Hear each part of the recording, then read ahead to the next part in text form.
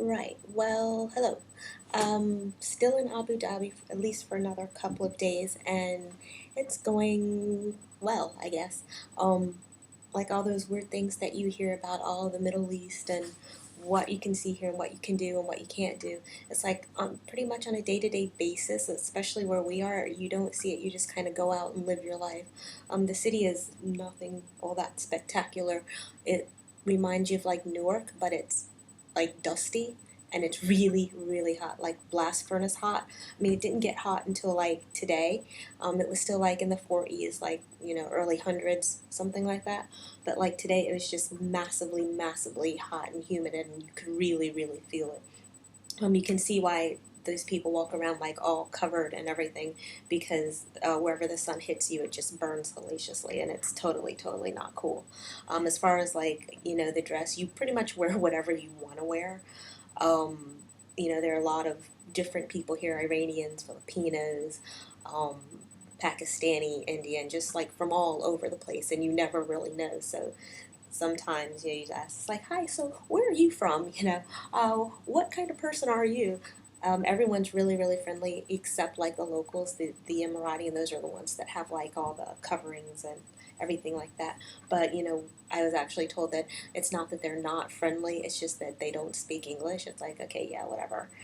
Everyone else seems to manage and be like really friendly and open and all of that. So that's really cool.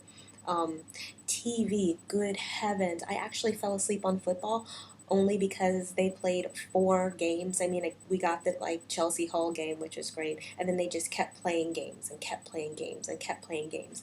And like at about God 10:30, they started the Aston Villa game, and I'm like, are you kidding me? And by the second half of that, I was just asleep. It's like, wow, I've never had that much, footy in one day ever. So that was really cool.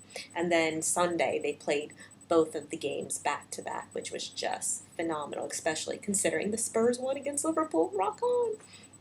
And so they have like a station that it's not dedicated specifically just for Premier League, but it plays a lot of Premier League games, which is really, really, really nice. So it's like I'm not missing a game at all. Yeah, I'll have to pay out the nose for the shirt for the service. It's like Orbit Showtime, but that's cool. And in order to get the high speed internet 4 megs, you have to pay out the nose. Although I do hear tell that some of the newer places, if they have fiber optics, they'll do 16 megs. But this is really isn't like an internet type of place. I mean, everyone's like on cell phones and have iPhones and everything like that, but they're not like plugged in like everyone you're used to. So that's kind of different. There is one shop in the huge mall called IZ, haha, not named after you, Jordan. Um, but in there, they're like really tech savvy. You can go in and like I went in, it's just like because I saw routers, I'm like, oh, so they do have routers, so they have to know what wireless is. But every time we ask for Wi-Fi, people would look at us like we grown second heads. So very, very odd. The actual process of working is coming along very, very slowly. It's not as bad as being on Kenyan time, but it's up there. Things happen when they happen, and they usually happen really, really slowly, and no one knows what's going on until like the last minute. And even then, you're still left confused. So my whole attitude is like, okay, whatever. They'll get it done when they get it done. School starts on the 23rd of September, so it'll have to be sorted by then. Until then, I'm a guest of ADEC, sitting up here in a really posh hotel in Abu Dhabi, um, but we actually, on Thursday, we moved to Aline finally into another posh hotel for a couple of days. They said that the flats are ready, um, but I guess we have to like, they're going to take us to have like the electrics turned on and all of that. So, whatever, whenever.